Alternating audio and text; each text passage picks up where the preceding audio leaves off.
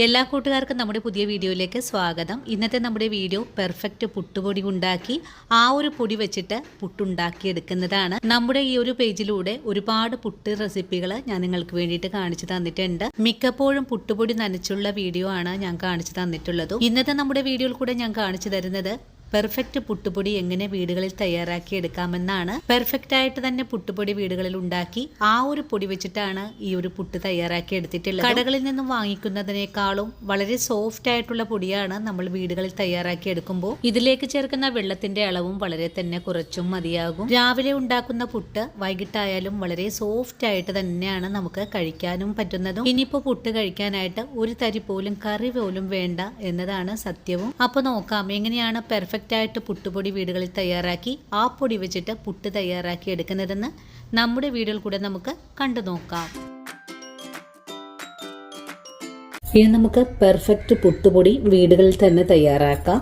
ഇതിനായിട്ട് നമ്മുടെ വീടുകളിൽ നിത്യവും ചോറ് വെക്കുന്ന അരിയാണ് ആവശ്യമായിട്ടുള്ളത്. ഞാനിപ്പോൾ സുരേഖ എന്ന് പറയുന്ന ഒരു അരിയാണ് എടുത്തിട്ടുള്ളത്. നിങ്ങൾക്കിപ്പോൾ നിങ്ങളുടെ കൈവശം റേഷൻ അരിയാണ് ഉള്ളതെങ്കിൽ അതെടുത്താലും കുഴപ്പമൊന്നുമില്ല. ഞാനിവിടെ 2 കപ്പ് അളവിലാണ് അരി എടുത്തിട്ടുള്ളത്. നമുക്ക് അരി ഈ പാത്രത്തിലേക്ക് മാറ്റിയതിന് ശേഷം നല്ല പോലെ ഒന്ന് കഴുകിയിട്ട് ഒരു 3 മണിക്കൂർ നേരത്തേക്കൊന്ന് റെസ്റ്റ് ചെയ്യാനായിട്ട് മൂടി വെച്ച് കൊടുക്കാം. അങ്ങനെ അരി കഴുകി നിറയെ തന്നെ വെള്ളം ഒഴിച്ച് കുതിർത്താൻ വെക്കുവാണ്. അരി കുതിർത്താൻ വെച്ച് കഴിഞ്ഞാൽ പിന്നെ നമുക്കൊരു കാര്യം കൂടെ ചെയ്യണം. അരിയെടുത്ത അതേ സെയിം കപ്പിൽ 1 കപ്പോളം പച്ചരി കഴുകി വെള്ളത്തിൽ കുതിർത്താൻ ഇട്ട് വെക്കാം. ഇതൊരു 3 മണിക്കൂറാണെങ്കിൽ പച്ചരി 1 മണിക്കൂർ മാത്രം കുതിർത്തിയാൽ മതിയാകും. ഇനി ഞാനിപ്പോ ഈ ഒരു പുഴുങ്ങലരി ഒന്ന് മൂടി വെക്കുവാണ്. അങ്ങനെ നമ്മുടെ അരി കുതിർത്താൻ വെച്ചിട്ട് ഒരു 2 മണിക്കൂർ ആയിട്ടുണ്ട്. ഇനി നമുക്കിതിലേക്ക് നമ്മൾ നേരത്തെ കാണിച്ച പച്ചരി ഒന്ന് കഴുകി 1 മണിക്കൂർ കൂടെ ഇതിലേക്ക് ചേർത്തൊന്ന് കുതിർത്തി വെക്കാം.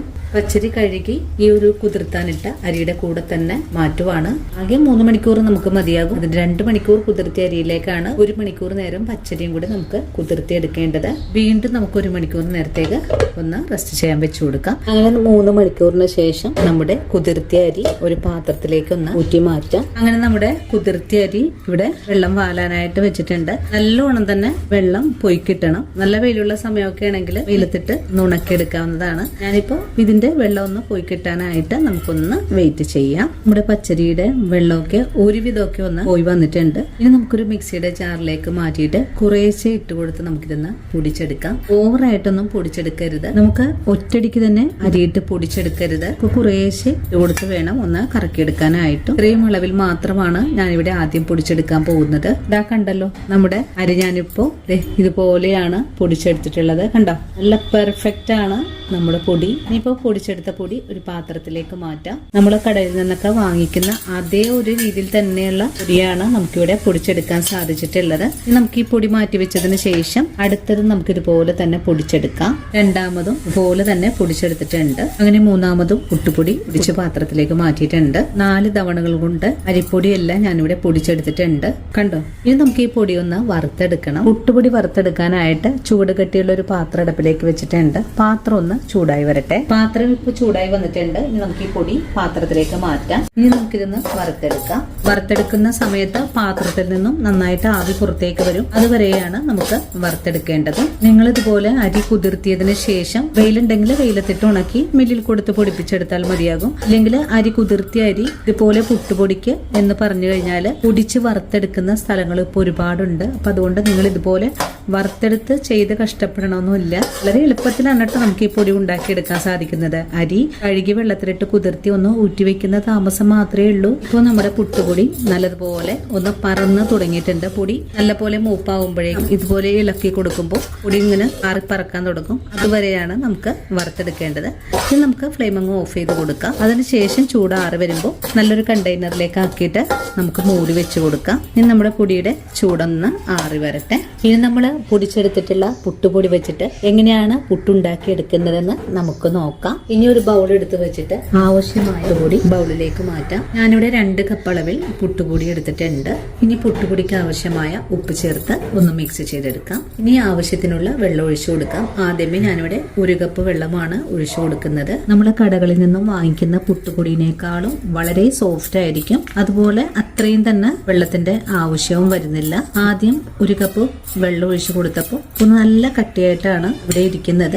ഞാനിവിടെ ഒരു 1/4 കപ്പ് അളവിലാണ് വെള്ളം വീണ്ടും ഒഴിച്ചു കൊടുക്കുന്നത്. ഇനി നമ്മുടെ കൈ ഉപയോഗിച്ച് നല്ലതുപോലെ ഒന്ന് കുഴച്ചെടുക്കാം. കടകളിൽ നിന്നും വാങ്ങിക്കുന്ന പുട്ടുപൊടിയാണെങ്കിൽ 1 ഗ്ലാസ് പുട്ടുപൊടിക്ക് 1.5 ഗ്ലാസ് അളവിലാണ് നമ്മൾ വെള്ളം ഒഴിച്ചു കൊടുക്കുന്നത്. 2 കപ്പ് പുട്ടുപൊടിക്ക് 1 കപ്പ് വെള്ളവും പിന്നെ 1/4 കപ്പിൽ നിന്നും ഇത്രയും തന്നെ ഒഴിച്ചു കൊടുത്തിട്ടുള്ളൂ. നല്ല നനവായിട്ട് തന്നെയാണ് നമ്മുടെ പുട്ടുപൊടി ഇവിടെ ഇരിക്കുന്നത്.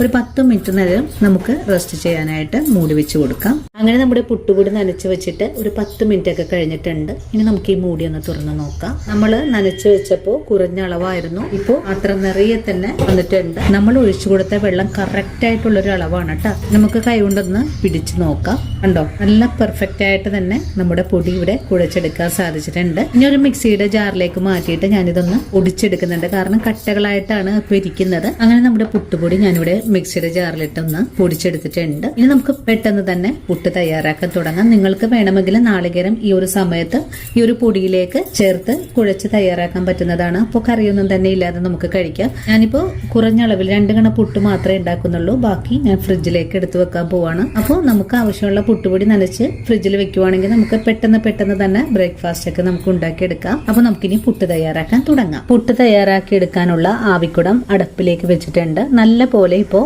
ആവി വന്നു തുടങ്ങിയിട്ടുണ്ട്. ഇനി നമുക്ക് പുട്ടുപൊടി നിറച്ച് തുടങ്ങാം. ഇന്നത്തെ നമ്മുടെ പുട്ടില് ഇടയ്ക്കിടയ്ക്ക് നാളികേരവും പൊടിയുമായിട്ടാണ് നിറച്ചെടുക്കുന്നത്. നിങ്ങൾക്കിപ്പോൾ കണയിലല്ല ചിരട്ടപ്പുട്ടായിട്ട് വേണമെങ്കിലും ഇതേ രീതിയിൽ തന്നെ തയ്യാറാക്കി എടുക്കാനും സാധിക്കുന്നതാണ്. അങ്ങനെ നമ്മളെ പുട്ട് നിറച്ച് വേവിക്കാനായിട്ട് അടുപ്പിലേക്ക് മാറ്റിയിട്ടുണ്ട്. ഇനി നല്ലോണം ഒന്ന് ആവി വരട്ടെ. നമ്മുടെ പുട്ടിന് നന്നായിട്ട് ഇപ്പോൾ ആവി വന്നിട്ടുണ്ട്. ഇനി നമുക്ക് ഫ്ലെയിം ഒന്ന് കുറച്ച് വെച്ച് കൊടുക്കാം. അതിനുശേഷം 1 മിനിറ്റ് കഴിയുമ്പോൾ നമുക്കൊന്ന് കുത്തിയും കൂടി എടുക്കാം. പുട്ട് കുത്തിയെടുക്കുന്നതിനായിട്ട് ഒരു സെർവിംഗ് പ്ലേറ്റ് വെച്ചിട്ടുണ്ട്. ഇതിലേക്കാണ് ഞാൻ ഈ പുട്ട് കുത്തിയെടുക്കുന്നതും. നമുക്കിപ്പോൾ നല്ല രീതിയിൽ തന്നെ പുട്ട് വേവിച്ചെടുക്കാനും സാധിച്ചിട്ടുണ്ട്. അതിനുശേഷം രണ്ടാമത്തെ പുട്ടും ഞാൻ ഇതുപോലെ തന്നെ വേവിച്ച് കുത്തിയെടുത്തിട്ടുണ്ട്. അപ്പോൾ കണ്ടല്ലോ കൂട്ടുകാരെ, എത്ര എളുപ്പത്തിലും എത്ര രുചികരമായിട്ടുമാണ് നമ്മൾ ഈ പുട്ട് തയ്യാറാക്കി എടുത്തിട്ടുള്ളത്. ഇനി കടകളിൽ നിന്ന് ആരും പുട്ടുപൊടിയൊന്നും വാങ്ങണ്ട. വളരെ സിമ്പിൾ ആയിട്ട് തന്നെ നമ്മുടെ വീടുകളിൽ നമുക്ക് തയ്യാറാക്കി എടുക്കാൻ സാധിക്കുന്നതുമാണ്. ഇനിയിപ്പോൾ നമ്മുടെ വീഡിയോസ് ഒക്കെ കണ്ടിട്ട് കാറ്ററിംഗ് യൂണിറ്റ് തുടങ്ങിയ ആൾക്കാർ പുട്ടുപൊടി വീട്ടിലുണ്ടാക്കി ഇതുപോലെ പാക്കറ്റാക്കി വിൽക്കാനും സാധിക്കുന്നതുമാണ്. പുട്ടുപൊടി ഉണ്ടാക്കി എടുക്കാനായിട്ട് ഇത്ര എളുപ്പമായിരുന്നു എന്ന് ചിന്തിക്കുന്ന ആൾക്കാർക്ക് ഈ ഒരു വീഡിയോയും ഒരുപോലെ തന്നെ ഇഷ്ടപ്പെടും. ഇന്നത്തെ നമ്മുടെ വീഡിയോയും എൻ്റെ കൂട്ടുകാർക്ക് വളരെ തന്നെ ഉപകാരപ്രദമായി എന്ന് ഞാൻ വിശ്വസിക്കുന്നു.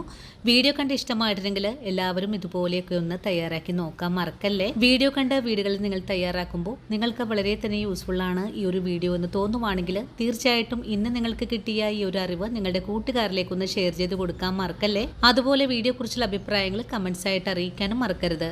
ഇനിയിപ്പോൾ ആദ്യമായിട്ട് നമ്മുടെ വീഡിയോസ് കാണുന്ന കൂട്ടുകാർ ആരെങ്കിലും ഉണ്ടെങ്കിൽ നമ്മുടെ പേജ് ഒന്ന് ഫോളോ ചെയ്ത് നമ്മുടെ ഫാമിലിയിൽ മെമ്പർ ആകാനും മറക്കരുത് കേട്ടോ. അപ്പോൾ ഇനി നല്ലൊരു വീഡിയോ ആയിട്ട് നാളെ കാണാം. അതുവരെയും ഒത്തിരി സ്നേഹത്തോടു കൂടി തന്നെ വീണ്ടും കാത്തിരിക്കുക.